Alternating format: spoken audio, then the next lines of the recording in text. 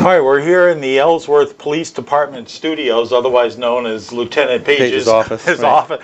Poor Harold. I think luckily he's not here right now while we're doing this. Chris Popper, joined by Officer Rick Roberts. And Rick, you've been here, well, this is part of our Meet the Ellsworth Police Officer series. And you've been here how long now? I've worked for Ellsworth now coming up on 17 years. All right, and prior to coming to Ellsworth, you were where? LAPD for 12 years. Wow. So, I mean, I know that you and I joked about this at one time, a long time, about Adam 12. I mean, you were a part of that whole Adam 12 series. Oh, yeah. I still have many of the videos. Yeah. The movies, the copies of them. Yep. So, I mean, you go, and then you worked for Bar Harbor for a short period of time. Yep, a few months the summer before I got the full-time job here. Okay. Yep. There's got to be just I mean, thankfully, a world of difference between LAPD and Ellsworth PD. Yep, I had some adjustments to make. When I first started working here, I was handcuffing everybody and questioning everybody. It was different. I had to make adjustments with my police work. Yep. I mean, and, you know, and I think that, I mean, just the difference in the communities. So tell us why you came to Ellsworth from LA. Well, my wife's side of the family had a camp on Toddy Pond, and we would come here every year for vacation, and I'd spend a month here. And at the end of the vacation, I hated leaving. I loved the job back in LA, but living there was tough because I'm trying to raise a family, a child, and the crime was high. I'd wake up in the morning, go out to my vehicle, and have a broken window and a stereo gone. On more than one occasion. Yeah. So living in that environment, and like I said, the job was fun, but then coming back here and being on vacation, I would go to yard sales, and the yard sales have got prices on some of the items, and nobody there to collect the money. Right. And I said, how do you buy anything here? And finally, one lady told me, see that cigar box over there? You put the money in that. I said, and no one takes it. Right. Which is amazing to me, and it's a good way to live. I mean, and I know when I first moved up here, we never locked our doors. We never, you know. I mean, now we do because of times have changed everywhere. But in LA, they still got the bars on all the doors and windows. And if you're one of those houses that don't have the bars, then you're probably going to get broke into. Yeah, I mean, it's just amazing. And you know, we sit here and we say, oh my gosh, crime is so bad, and but I mean, compared to other places, comparatively, it's a huge difference. In Los Angeles, when you go out there, you'll go to certain communities, and the drug dealers are standing on the corners, dealing their crack cocaine and heroin and stuff, and it's in the schools rampant. It's differently. When you get here, you don't see any of that, and we don't want it here. Right. So, no, I mean, without any question. Right. So, I mean, tell us a little bit about. I mean, the mentality is just going to change. I mean, when you're an LAPD police officer, I mean, you come out, I mean, your gun's probably drawn most times. You start really getting prepared for work before you ever get there. You know, when you're driving to work, you start getting in your mind what you're supposed to be doing. We do that here too, but it's different type of police work because when you get out there, you're handling a lot of robberies on the streets. There's a lot of pursuits. There's a lot of stolen vehicles. A lot of domestic violence, so you're handling all that stuff every single night. We get a little bit of that here, but not to the volume that we did in LA. Right. Yeah. Oh, I mean, it's got to be. Yeah. You know, I mean, when you're done, we've done your shift in LA. It's like I mean, you're drained. Oh yeah, you are. It's because you go home, you've dealt with drive-by shootings, with kids getting hurt, and that's your night, and then if you in the morning you're up. Going to court, court all day, then you're back to work again. So, yeah. So it's nice to be in Maine. It is nice to be here. The people here are wonderful. So, we've talked to other police officers here, though, and I mean we've seen a change in crimes, change in society. I mean, because of drugs, I mean, for the most part. Yeah, the drugs is definitely. It's in Ellsworth, and we need to patrol that. We need to get the drugs out of here. It's not to the volume it is in LA, but it's getting worse here. Yeah. you also, I mean, you do a lot with the kids, and I mean, if there's probably and I may be wrong in saying this, but I mean, if there's a community police officer in the schools, it's probably you because of your involvement with the softball team. Yep. No, I coach at the high school. I teach the pitching in the off season. When I first moved here, and got involved in the softball program was because of my daughter. My daughter was an 8th grader and then going into Ellsworth High School. And I did some pitching in the men's league and stuff out there, and I noticed that the high schools here did not have that level. And when we would play other teams, you know, the bigger schools, we would lose and not have the pitching. So I started doing that, but that isn't really what got it started.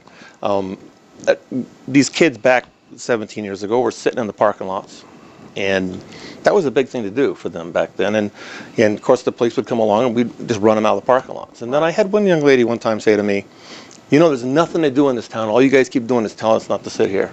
So it dawned on me, you know, maybe we need to give them something to do. We need to create something and help out with that, because this is a small town. So I started just getting them into the gym in the evenings, and we started out just hitting the ball around and doing a little batting practice and fielding and stuff, and that got some of the kids off. And it's now I've been the coach up there for 17 years, and I do the golf team too, and keep them out of trouble. And then you also, I mean, are coaching right now. We had the joke because you've got the Ellsworth summer softball team that has 5 Ellsworth players, 5 MDI players, and one from Machias. Right. And we had pictures of all the MDI kids in maroon. Yep. I love doing that. I know you do. And I'm going to post it next season too on Facebook with their maroon Ellsworth shirts on. So. But you know, and I mean, and that's the neat thing is that as much of a rivalry there is between Ellsworth and MDI, and but yet the kids respect each other. They play on combined summer teams. I didn't know how it was going to go at first. Yeah. And I started the Sioux Trip got me involved in a summer program a long time ago, 15 years ago, back when Coach Gee had the softball program, and I was starting to help him out assistant-wise, and I would do the summer stuff, and she got me involved in it, and it was mostly just Ellsworth. And then as it progressed, I started getting calls from the other schools that weren't doing summer stuff, and I have trouble saying no to kids. And so when they call me up and say, listen, we want to play too, they're just kids. Right. You know, when it's all said and done, there's a rivalry. And, well, listen, when we play MDI, we're right at each other. We're this, you know, and even though they're friends. Right. But the bottom line is they're still kids. Yes. And we need to give them something to do, especially in the summertime, and keep them active. And, you know, teach them the right way. You know, it's funny. The first basketball game I ever broadcast, I think it was probably 8 or 9 years ago, and it was the Ellsworth MDI game at Katsioufikis Gymnasium, and I was so amazed by the fan support for both schools. I mean, we heard the Ellsworth fans singing the MDI song, and I mean the MDI fans were irate. But I mean, it's just such a great natured It rivalry. is, and see, that's something too. You would think that in Los Angeles, with the big cities, that they would fill up those gyms. No. You don't see that out there. Yeah. You don't see it, especially the basketball. You know, here that fills up these gyms, and they're yelling back and forth, and it's a lot of fun. So, I mean, you have the involvement with the kids in the fall with the golf, and with the spring and the softball. Right. And then you're there most basketball nights as a duty officer. Sometimes I'm there as a duty officer, and when I have to work and I'm out on the street, I turn it on to your radio station. Oh, good guy. There's some. We'll give you the money afterwards. And I get to listen to it. So I am involved. I enjoy it. Yep. What do you see in the schools? And I know that, you know, yes, there's drugs in the school. Right. And Ellsworth's not, different from any school in the area. What do we do to get them out?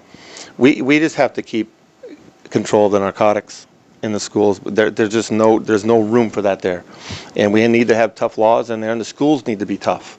So when these kids are bringing even small weapons to school, knives and things, there's no reason for them to have that there. And kids that are bringing even a little bit of the marijuana stuff, no, we need some tough discipline, and those kids need to be dealt with. So, what do you think about the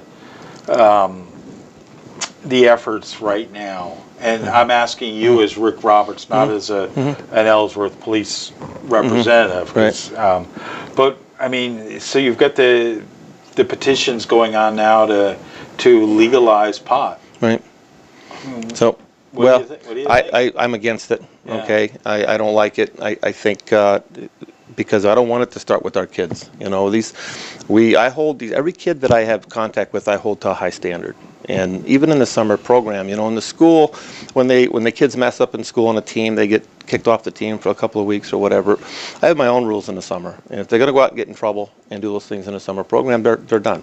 I don't, it's not that I just boot them off. We work with them. I work with them. I have kids that, from time to time, that come in with their mom or dad, and I meet with them here at the station or at the high school, and we sit and we talk about what their week's been, their grades. Are they listening to mom and dad? I think that's all really important. But I think we need to be real tough on these kids that are bringing the stuff in the schools. There's no room for it. Yeah, I mean, I agree with you. I mean, I know, and we're probably on the minority side of it. Yeah. But I've just seen what the effects of drugs are, and it leads to everything. It leads to the thefts. Oh yeah. When you look at crime I live in Bangor. I mean, most of the crime is drug related in some way or another. In the 17 years that I've been here, I've seen the increase. We've had the increase, and it's Ellsworth, and we're here between Bar Harbor, and we're kind of a thoroughfare. We're right in the middle. So I mean, Ellsworth is a gateway. Right. I mean, exactly. It's a gateway community. Exactly. Whether you're going down east, whether you're coming from Canada, I mean, everything, that whole Route 1 just really is a major thoroughfare. It is. What's the best thing about working in Ellsworth? I love the department here is great. Everybody here is working with is wonderful. In the school department, I love working with them too. All the staff is awesome. The kids, I like working with the kids. As an officer here in this community, I think you need a bridge between the staff and parents and the police department, and I think we can educate these kids a little bit by just spending time with them. So they're not, a lot of these kids I deal with now, they're not afraid of officers anymore. I can sit and talk with them. And then on the same token, these kids that maybe go out and I catch at a party, they get the same treatment as somebody I don't know. Right. They're going to get charged the same. They get no special treatment. And I mean, and that's a tough thing because I mean, we seem to have. In most communities, there's stuff for young kids. Yep. There's stuff for middle school. Right. When you're a teenager, if you're not working, there's that whole dead area. Exactly. And I mean, let's face it, jobs are tough to come by. They are. If you're working, you can't work past a certain hour at night. Right. And you're not getting 40 hours. I try and get these kids to just where every day they do something they're productive. And I even my softball kids, I'll pull them aside and say how are things at home. Yeah. What's going on at home. So and that's the key, I think, is to have that ear. Right. What if you could change anything? We gave you the unlimited budget here. You've got what would you do? I think we need a resource officers in the school, and right now one would probably be good, but I think maybe even more than that. We need to be in the schools, and the staff. You go in and talk with them. They're dealing with stuff every single day that they wish they had an officer there. Now, whether it's me in there or somebody else in there, it doesn't make any difference. We have a lot of good officers here that would do a good job in there, and I think that needs to happen sooner than later. Yeah, I mean, I agree with you. I think I look at, my wife teaches at Nokomis High School. Right. And, I mean, the issues that teachers deal with now, they're not ABCs, they're not math. I mean, there are whole societal and psychological and Oh yeah. Just, I mean, and a lot of things that they're not necessarily able to devote time to because, I mean, they've got other responsibilities. Well, listen, my daughter went through the school program, and there were times where she felt that it wasn't safe to go to school on a particular day, and no kid should ever feel that. Right. And no parent should ever feel that it's unsafe to send their kids into a learning institution. It needs to be, so with an officer there, you get to know the kids, and the kids that you get to know ultimately will share things with you. Yeah. So that when somebody else is talking and saying, I'm going to bring this to school, I'm going to bring that to school, sometimes I'll know about it before they ever get there. And I mean, and that's the thing is that nobody's ratting anybody out. Right. It's more of a safety issue. Correct. And I mean, and in this day and age now too, when you look at Facebook and all the other Ask.fm, and I mean, there's such a Snapchat. I mean, everything, and so many opportunities for bullying and harassment. Right, and that's another thing I don't tolerate. I've had kids in my softball program that got into trouble at school because they were bullying somebody else, and the school dealt with you. Now I'm going to deal with you. You're not going to play. I'll take playing time away from kids. I just want the kids always looking at everything they do every day that they're doing the right thing. So what does your daughter do now? She now she delivers babies. She's in labor and delivery at Waldo County Hospital in Belfast. Wow. So, yep. And she still wants to play softball, and she's 30 years old. Do they have a softball team there? Well, last year in the Old Town tournament, they made it at no age limit for the higher group, and I ended up with her and Becca Silsby, a couple of the kids that she played ball with, and we got them out there. And they did pretty good. They were really sore the next day, though. Oh, yeah, I don't doubt that. I mean, I have come to the realization that my mind thinks that my body's capable of doing many things. I have the same problem. My mind thinks I'm about 25 or so, and no, it's I don't hit the golf ball like I used to. In California, I played every day, and now here you got to deal with winter. So, do you play? Have you ever had an Ellsworth alumni game against the kids? Or? No, and I'm going to get a lot of response from this. There's some people out there that have been asking for it every single year. I think there probably would be. And I think this next season we're going to do that. We're going to put an alumni team together and let them practice a little bit first, and we'll probably put a little bit of an age limit on it. Yeah, but get the trainer there, have everybody sign off. Right. So that would be fun.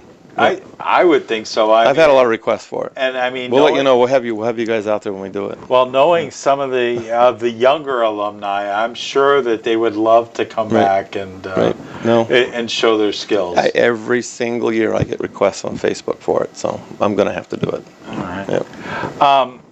Camera's yours. What do you want to tell the citizens of Ellsworth? I think that the police department's heading in the right direction. We need to hire a few more. And we want involvement with the community. We want the community to be involved in everything we do. Sometimes I hear, people when we go to a call say, sorry we had to call you. We don't actually like hearing that.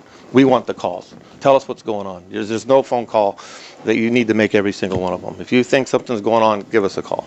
We'll be more than happy to respond to it. I mean, and I think that's the important thing. The force is comprised of... We need the community involvement. Yeah, of 11 to 12 officers. Right. And you need the community's backing and support to make it a safe community. In LA, back years ago when they didn't take care of the little things, when the graffiti started out there and didn't do anything about it, now look at it. Now they're having to deal with it. It's a huge problem. We want to deal with the little things here. So there is no call out there that's too small. We'll go to it. We'll take care of it. All right. That's this week of Meet the Ellsworth Police Officer. Thank you for watching this video. And it's also going to be on the Ellsworth Community Channel as well. So if you're watching there, make sure you check out all the other videos we have on the WDEA YouTube channel.